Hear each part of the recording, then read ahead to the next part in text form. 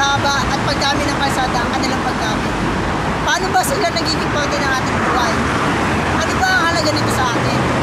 Ating suhiin ang print ads.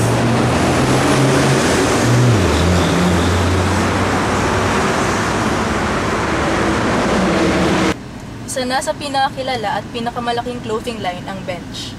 Nagsimula noon bilang isang tindahan ng mga panlalaking t-shirts.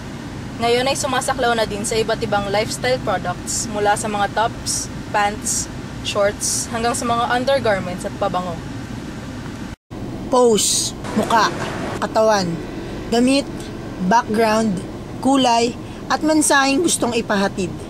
Pangunahing agenda nila ang makaakit ng mga mamimili. Ngunit, paano nga ba nila ito ginagawa?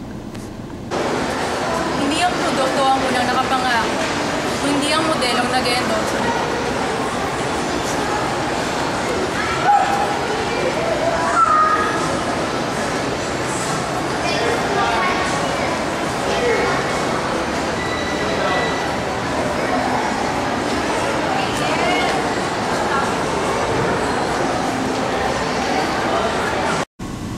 Malaking parte ng mga print ads ang hulihin ang panlasa ng audience.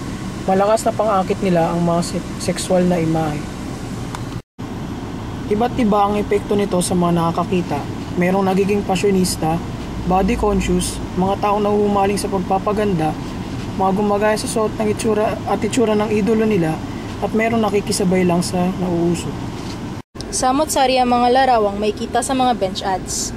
May mga may kita tayong mga billboards na kung minsan nakasentro sa mukha ng artista. Meron ding ibang billboards na full body shot ng modelo at kalimitang sensual ang mga suot at damit nila. Ngunit hindi lamang yun kundi ang poses din nila. Ipinapakita nila na bagay sa hubog ng katawan ng kanilang mga consumers ang mga damit na kanilang binibenta. Hindi lang bagay, in din sa style at komportable pa. Gumagamit sila ng mga modelong may perpektong hubog ng katawan para maramdaman ng mga consumers na kaya nilang gayahin ang mga ito, na pwede silang maging ala Ding Dong o Richard kapag lalaki at Rufame o Katrina Halili naman pag babae kapag sinusuot nila ang mga damit na ito. Ito ang kanilang ginagamit dahil madali din nilang makita ang mga print ads na ito sa mga dyaryo o sa mga billboards. Hamak na mas mura ito sa mga TV ads at tumataas ang tsansa na maraming makakakita at tatangkilik ng kanilang produkto. Malaki ang naging epekto sa paggamit sa mga modelo at artista na ito sa mga print ads sa pagbenta sa mga produkto na in-endorse ng kumpanya. Ang mga modelo at artista na ito ang naging ideal man at woman ng mga consumers dahil tingin nila magagaya nila ang mga ito sa totoong buhay. Ito rin ang dahilan kung bakit patok ang paggamit sa mga sikat na mga modelo at artista sa mga print ads na gaya ng sa Bench.